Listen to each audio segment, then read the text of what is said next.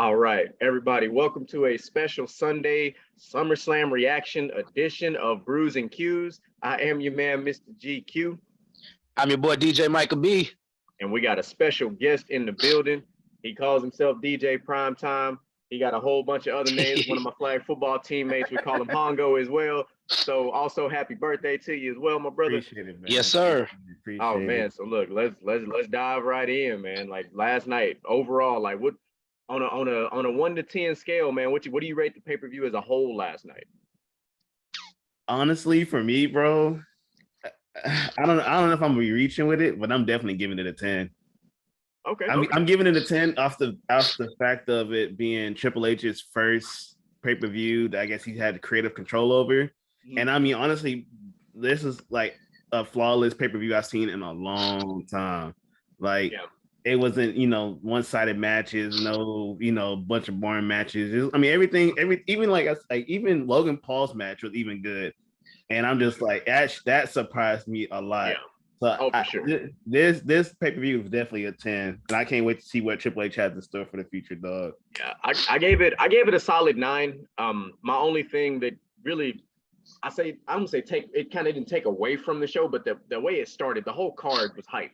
Mm-hmm. But then when they pulled it, what was it? Oh, when the maximum male modeling's a little shit in there, he grown ass men pouring water on himself and shit. That shit was like, I missed that part. You didn't see that? Oh man, bro. I walked away from the TV. The energy was like this, and then that shit started to do this, and I'm like, bro, what are you doing? Like, I don't understand why they be doing that shit on SmackDown, bro, right? this shit like has some like low budget ass Zoolander vibes and shit going on. Like, what the fuck is going on right now? Like, I don't understand that shit either. But I don't understand the purpose. I feel like, and now that we have Triple H at the helm now, finally. Like I enjoyed the surprise returns last night. I think Edge's return got dampered on a little bit. I think they used far too many vignettes. Like I kind of do miss, like back in our Attitude Era day, we were all kids, of course, but like when you would watch pay-per-views like exclusively for the surprise returns, like they wouldn't talk about it. Like there'd be little subtle things. They wasn't giving all the hints like they do now. No, like this man had like a month's worth of like vignettes, and we're like, okay, after the second one, you're like, okay, we know his Edge. Like, come on, bro. Like for a while, I kept thinking it was gonna be Bray. I don't know why. I just want Bray to come back, bro. Yeah. So I thought it was Bray at first too, but then the silhouette was too small. I was like, nah, Bray a little husky. I was like, nah, that's definitely Edge. But I tell you what, though, the entrance was fire. Oh yeah, for sure, bro. That shit was amazing. That was like a mixture of the Brood and like some other shit, like, and I like kind of like some Damien's, Dante's Inferno type shit going on. Like, but it was lit. But I like the return of Bayley, bringing in another stable. So I actually read it this morning that Vince had actually canned that. He didn't like the idea of Bayley returning with a stable like this. So you can already start to see, the hands of Triple H doing his thing, because that's huge. Bringing Dakota Kai back, she wasn't even under contract until I guess like a couple weeks ago, and of course Io Shirai. But of course, once a wrestler goes from NXT to the main roster, they tend to change names and all this other shit. I'm like, leave her name alone. Io Shirai was a fire ass name, like the Empress of the Sky. Like she's lit. Like she is probably one of our best high flyers as far as women's wrestlers go. That's true, man. I agree with you. I agree with you about that Bayley shit though, because honestly, I guess I'll say I'm kind of burnt out of the whole Becky Bianca shit. Yeah, well, and then Charlotte been out, so we've really been, and Ronda's character is so boring. I think very boring. I think she had a heel turn last night. Y'all think she had a heel turn? Her as a heel is solid. Her as a face is absolute garbage. Yeah, I think she had a heel turn last night. The opposite of a face. Like she cannot be a face. Like period. I don't think she has the charisma to be a face. I feel like if she's a face, she'll need like a manager or something like that, like a Paul Heyman or something that can carry her. Like her doing it by herself. Like when she cuts promos, they're so terrible. They're terrible. No, they're atrocious. Nothing good about her promos. Like no, like her promos are like just as bad as even at one point when Roman first went solo, his promos were trash. Because John Cena, when Roman was a face, he was trash. Like, I agree with that. That SummerSlam match, like John Cena murdered him on promos. So like, but he's gotten his promos now are like God mode. Like, no pun intended, but they're like God mode now. Even I like Brock Lesnar's promos now. Yeah, like Brock's promos are funny, bro. Brock's funny. Like Brock's not even like a heel or a face. He's like the perfect middle guy. It's just him. Yeah, he's just Brock. Himself. I mean, yeah. But speaking of Brock, man, this man pulled up in a whole ass tractor trailer last night. Hey, look, listen. That's some country shit, though, bro. I seen that. I said, man, this dude here, wow. He put on the flannel, the hat. Look, I just knew he was about to give Reigns the business for a while. I just want to know how many damn permits did they need for him to get? Because if he just made one wrong turn and caught a fan with that bucket, that was he was turning that thing like expert level savage though. I was like, this man is on a farm for real because my man was quarter turn. That boy was whipping that bitch. He was flipping the shit out of that thing. But the last, what was your take on the last man standing match? What'd you get overall like? So, I feel like with that last man standing match, that was a great match, a great, I guess, match for their final match that put an ending to all of this shit. I mean, as expected, you expected the Usos to show up and interfere, which I didn't have a problem with because you see the shirt. So I was like, as long as the Usos are somewhere around kind of helping, and like Paul Heyman kind of got involved too. I was like, okay, I see they're kind of doing something a little different with everybody getting involved. Then when Austin Theory came out, I was like, oh shit, here we go. This boy Austin Theory about to cash in. I was like, is Roman gonna be part of another fucking successful cash in on him? But sure enough, they ain't let him do it. So but, let me ask you, how would that work though? If you cash in the last man standing, you got to get everybody 2 people down, or is it? I think when he cashes in, I think it becomes a regular match. I don't think. Okay. I don't think it became the last man standing match. The only way that would have, crazy enough, like that kind of would have worked out is if he would have somehow cashed in and somehow won that match. He should have waited. He should have waited. He would have had to include himself in that last man standing match all of a sudden. But we had already talked about it on the show too. I was like, he's gonna get it. It's gonna be a failed attempt. Like he was not gonna cash in on a night like this. It was failed. He lucky it didn't get cashed in. Yeah, facts. Brock was like, hold on, bro, you ain't finna fuck my matchup. Like, hold on.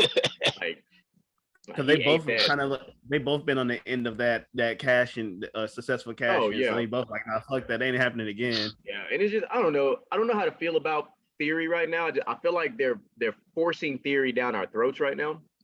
That's kind of how it was when Roman first went solo. No. This is worse. Like I've been watching Theory since he was like on NXT, like when he was in a little stable. Like he wasn't bad. He had a pretty decent character on NXT. He is great in the ring. I'm not gonna knock the man's skill set in the ring. The man has ring skills. But then like they completely flipped his character and kind of mixed him with this was kind of like a Tyler Breeze kind of hybrid thing going on here. Like, cause now he's all about the selfies. He's got so much like cockiness, and he ain't achieved anything yet.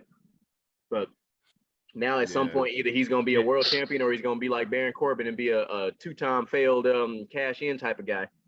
I wonder what he's like in the locker room. I wonder if people actually like him because he seems like. I mean, when you Vince's lapdog, you usually ain't got a lot of friends. Because Roman Show ate him up on that promo, and he's like, "Daddy's not here no more."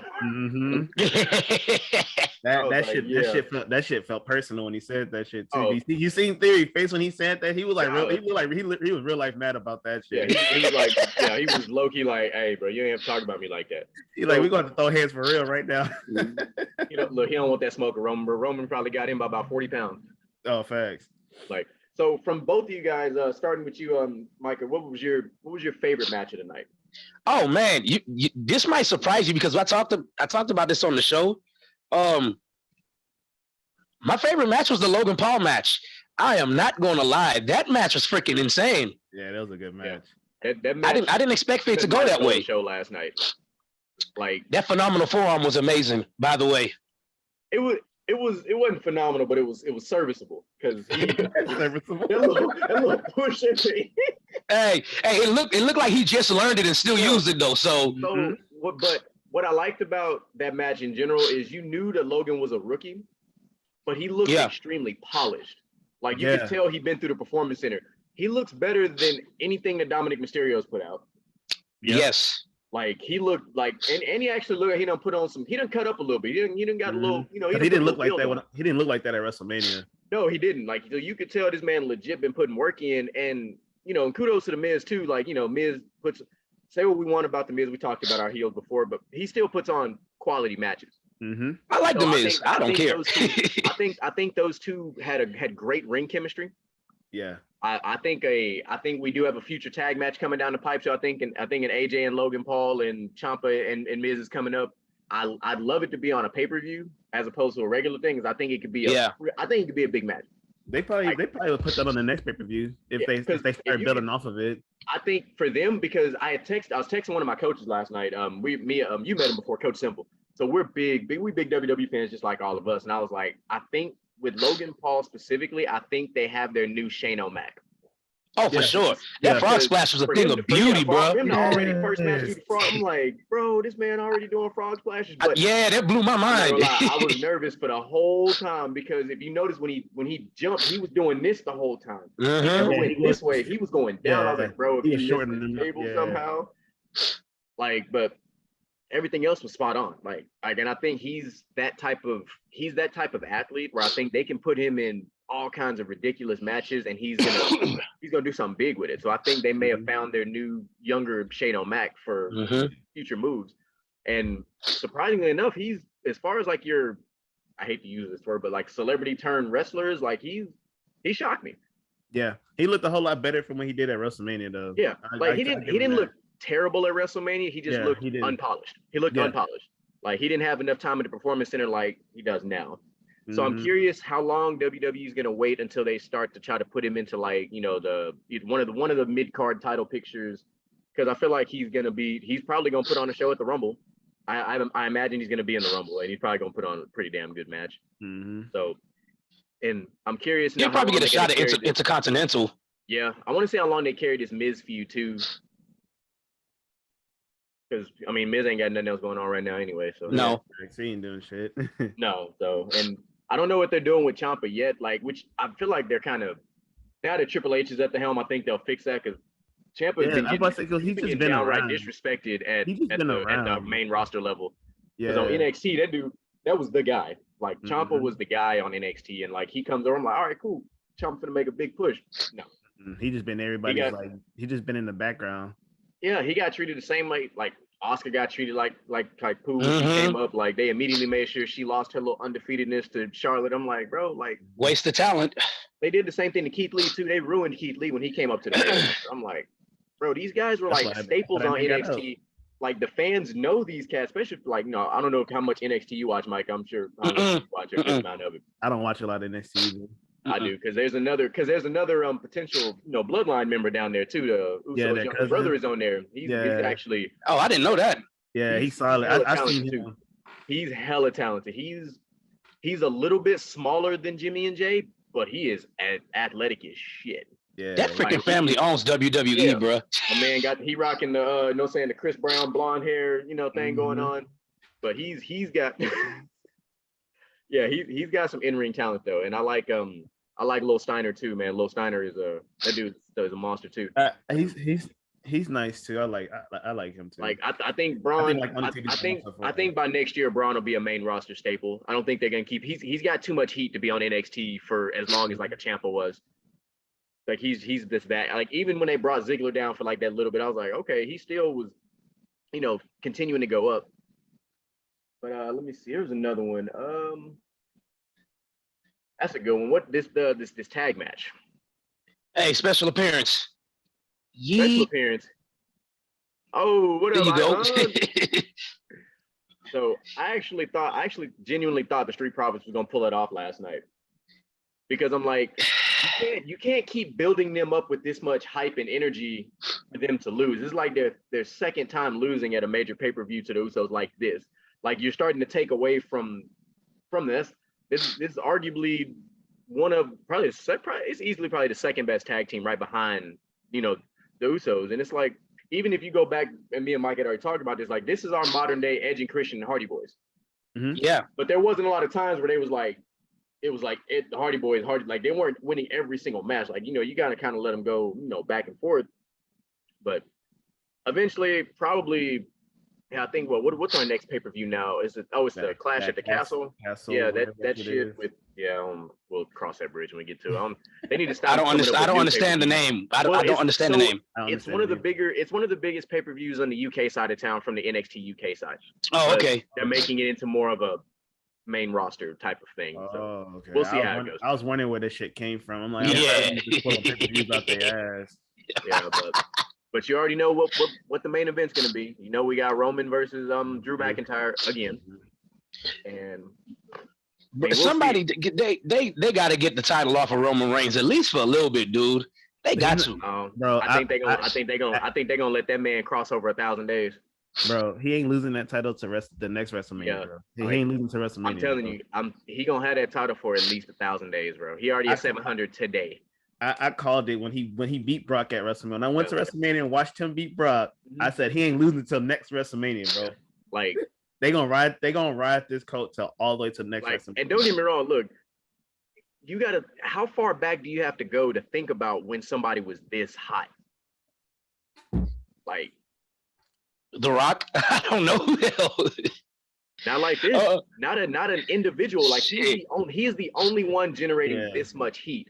Like during the Attitude Era, it was different because you had Triple H, you had The Rock, you had Stone Cold. Yeah, you had households. You had household names then. You had like 7 different Roman Reigns at the same time. Right now, that's why the brand split was. That's why the brand split made sense back then. Yes, but now you just have Roman. Nobody has near as much heat as Roman. Charlotte has never seen this much heat. Like not like this. Like period. Like nobody's been this level of like popular like this. Whether you love him or hate him. The big thing is he's on every show. Like we got a whole bunch of part-time champions more recently until Roman took the championship. Yeah, and that was also a problem. But that's why he's starting to slow down his. Like if you start noticing, he's starting to slow down his house show. He had his show appearances because he's not on Raw and SmackDown every week. Like he misses like a week or two, that comes back.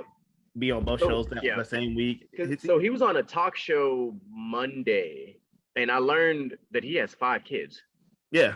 But he has 2 sets of twins. Yeah, he just had those twins. Yeah, he has 2 sets of twins. Yeah. So his schedule now is set up to where he actually can have a little bit more time at home. Because I'm like, bro, I'm not finna leave my lady at home with 5 kids and then 2 sets of twins. No, fam. I can't do that. Like, I got to do something. Yeah, because remember, that's why he had dipped off when they went into like their bubble. For COVID, because he was like, I'm not wrestling because my wife just had the twins. So and he had his medical scare too. His medical scare, which is crazy to think a guy that larger than life, something like that can take him out like it did.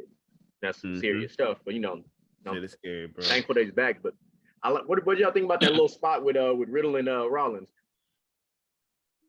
The hell? That's I don't know, man. Riddle's good, bro. I love Riddle. I love Riddle's character, bro. I love everything about Riddle.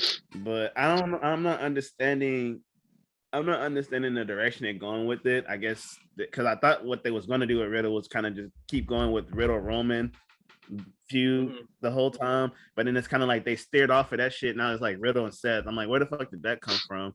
Out of nowhere, really? It was out of the blue. Like how we go from Riddle and Roman to Roman beating Riddle, and then Riddle couldn't compete for the title anymore. And he did Money in the Bank. I'm thinking they will let Riddle win Money in the Bank because then you still continue that feud. You continue that feud Roman and Riddle. I think Orton's injury derailed whatever plans they had. Yeah, because I definitely don't think. I think the story would have lost a little bit of its compellingness if you don't have at least have Randy having Riddle's back with the bloodline. Because we've seen that story before where you have that one guy versus like a trio basically. We've seen it. I think John Cena has run that rampant. We just saw it at SummerSlam at the end. He did, we've seen that 1 versus 2, 1 versus 3. But I think if you'd had the bloodline and then you would have had just Randy Orton in his corner, I think would have changed everything. Yeah, like it would have made that dynamic even bigger.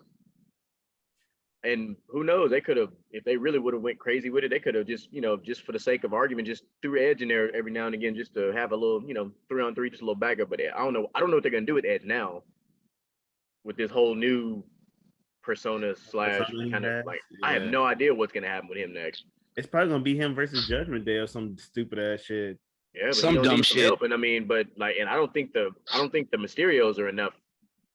There wouldn't be enough firepower to draw enough interest in that match. So where are you gonna find these other two characters from?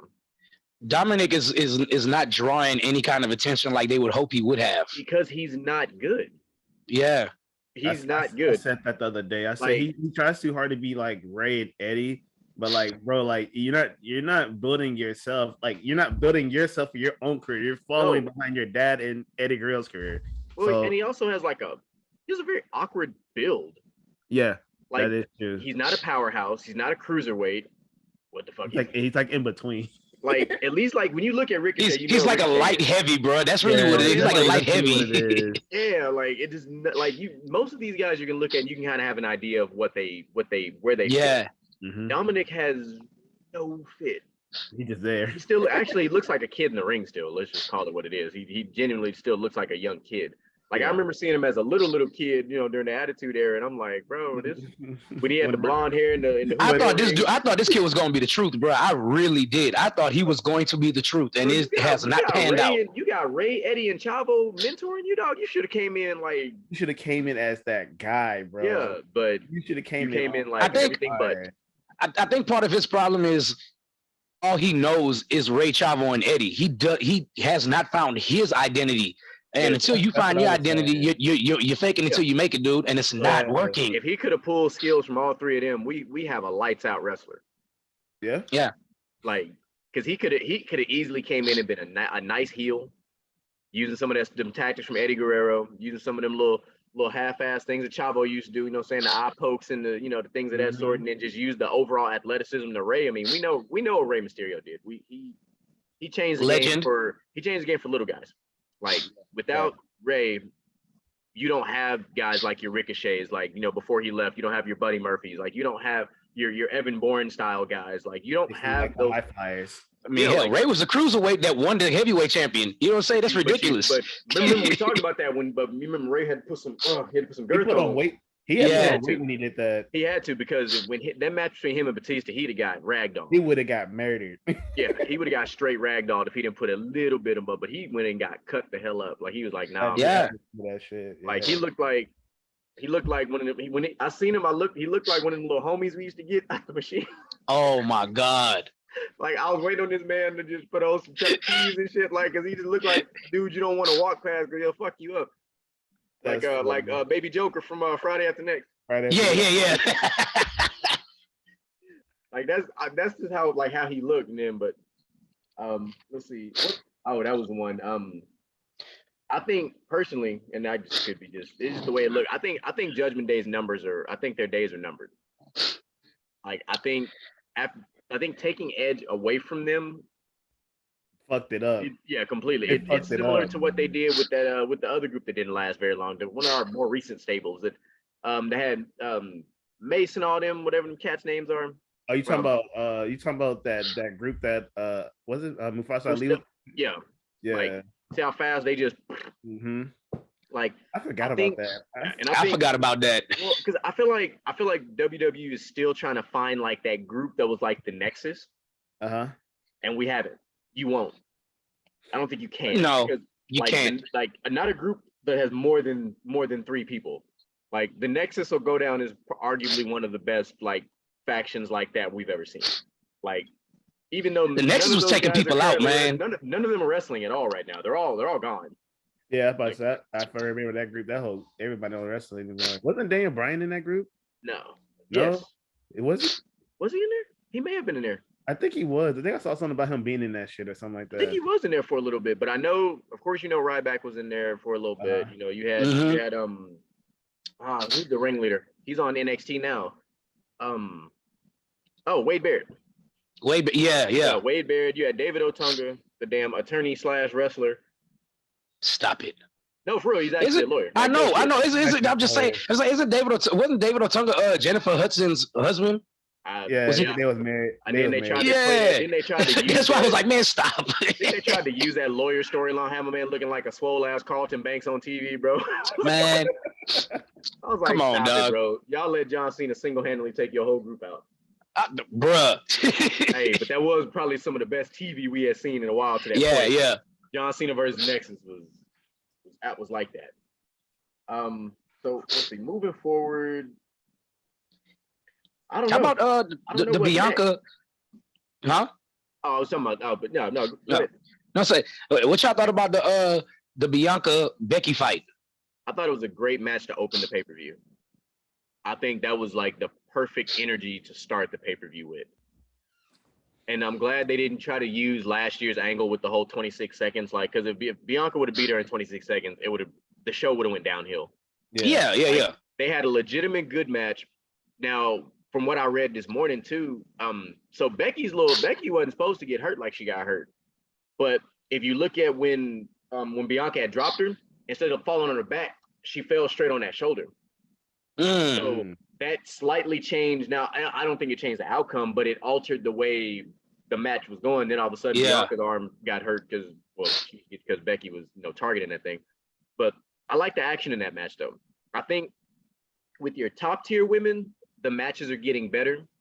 There's less botch spots. Like when we first started seeing them, it was like botches everywhere you turn around. Now they had one little moment that I was like, you could tell they kind of either they just didn't the timing was wrong or the rehearsal didn't go right. But like whenever she had a drop kicked Bianca out and she basically slid down the ropes to the turnbuckle so Becky could do the little power bomb scene. Like the camera didn't pan away so you could see Bianca like slide down. Yeah, I was laughing at that shit. Yeah, I was like, come on, bro, we all can see this, bro. Like, come on. But like overall though, like I said, your top tier women I think are putting really good quality stuff out there. Like I think ever since the first women's Hell in a Cell match, I think your top tier women are killing it. The rest of the women facts, and it was better than that damn WrestleMania match. That might be the worst main event match ever. Which WrestleMania match? The triple threat for the women's championship. Becky, Charlotte, and Ronda. Yeah. And it was Well, because Charlotte essentially had to carry that match. Yes. Like Charlotte had to carry that match. Well, Charlotte and Becky, because Ronda was just not. Ronda was so far out of her element at that time. Like I still don't think Ronda's that good of a wrestler. I don't care what anybody has to say. my only problem with that match to this day is the fact that that should have been a fatal 4-way, and it should have had Asuka should have been in that match because Asuka had just as much heat as all three of them, and that should have been a fatal 4-way main event match. They buried her. But I definitely think injecting Asuka at that time would have made that match 5-star. Yeah, well, they buried her, so. Yeah. No, they buried her bad. Yeah, after Charlotte beat her, it was a wrap. Like she was essentially a mid-carder, and then she became a tag team wrestler with her teammate who's no longer in WWE anymore. So I don't even. Man, this pay-per-view was very good. I'm looking forward to seeing Triple H because, I mean, obviously to us it was out of nowhere that Vince retired. So I don't know if they had already knew or whatever, but I feel like Triple H is going to have, now that he has creative control, the next pay-per-view he's going to have all the control over because he basically took over what Vince was basically writing or putting the storylines together. So he picked up where he left off and just tried to make the best out of it. So, hey, hats off to Triple H. He was a legend in the ring. He's about to be a legend out the ring. I hope he can fix Crown Jewel because Crown Jewel is the most broken pay-per-view we have. I hate that pay-per-view. Crown Jewel is trash. I love the idea because it's great to tap into that Saudi Arabia audience. But bro, the product should be every pay-per-view they had out there, bro, has been terrible, bro. Yeah. Oh yeah. Every time it's been terrible. I think you had that massive botch with Undertaker and Brock. You had Strowman. Strowman and somebody fought out there. It was trash. The only matches out there that were like really worth the shit were the women's matches because they were like breaking barriers and shit. Like that was actually dope. You had Lacey Evans and Natalya. I thought that was it was good. For the sake of breaking barriers, for that was great. But most of the matches are absolute trash. Like they're trash. And then they try to when they tried to bolster Mansoor.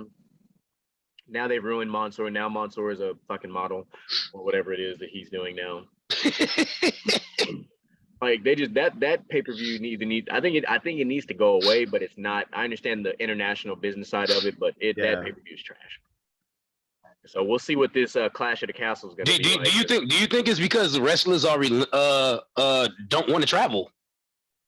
They don't want to make the flight. I mean, it is a long ass flight. You talking about? And it's always in the middle. 19 and that's like 19 hours. It's like a 19-hour flight. Yeah, it's far.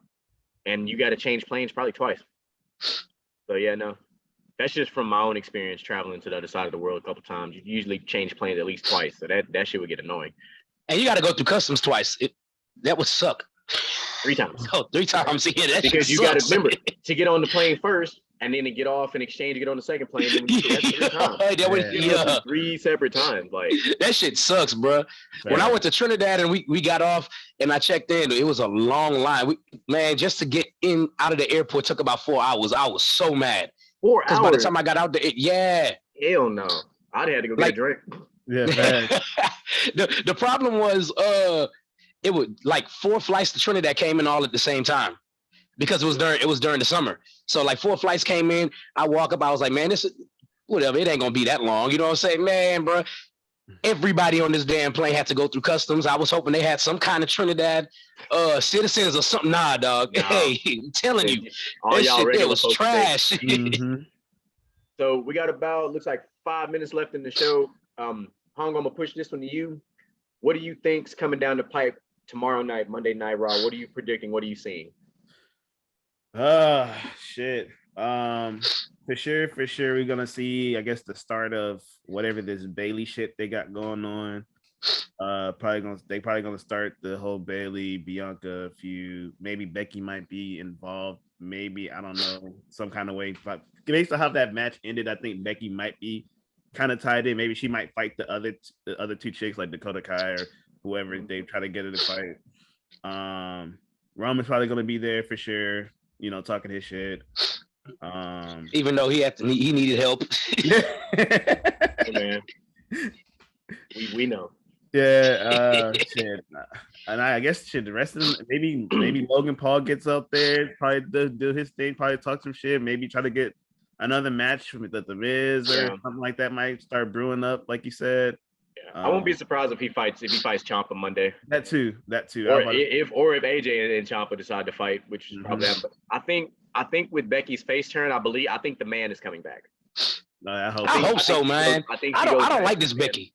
Yeah. No, her and Seth on this Hollywood looking like Fashion Nova type shit, like no. Because I don't know how many times Becky adjusted them damn X-Men boots she was wearing last night. But that shit, I was like, bro, you should just wear regular ass. Like, look, wear your all black with the man shirt and just go to town. Tomorrow, you know what? Tomorrow, Raw, I expect some explanation for the whole Seth Rollins, Matt Riddle, 10-minute, whatever you want to call it, 10-minute confrontation. I know they say Riddle is hurt, spinal injury or whatever. That's in the storyline, but I don't know if he's actually hurt outside or if that was just like we're going to write it that way. So my man got hopefully we get something on his shoulder, so we'll see. Yeah, he did. Yeah, I'm pretty sure it's not an actual spinal injury. It's probably a shoulder injury or something. But well, he did take. It may be spinal because he took that that stomp. Remember, his head was inside the steps. Yeah. And he caught him in the upper back, so he could have a little bit of a. I don't think it's career threatening though. No, they would have. He wouldn't be able. They would have never let him do that last night. But I don't know how we glanced over this. We didn't talk about Pat McAfee's match at all, and I told you he was gonna beat bum ass Corbin. I told you. I said he was gonna win, but I said he shouldn't, and I still stand on it. He shouldn't have won. Nah, they ain't gonna let Pat lose. Nah, bro. Man, Pat has been putting on some exciting matches. You know what? You know what we didn't talk about? I will say this. The commentating last night was extraordinary because I hate Michael Cole, but the commentating was on point last night. Yeah. Michael Cole and Corey Graves work good together. So I don't like Corey Graves as much. I can deal with Michael Cole just because we've been dealing with him since we was little. Yeah. SmackDown. Like I don't know, something about Corey. I just want to punch him in the face when I see him, type of shit. But I guess that's his role, being a heel.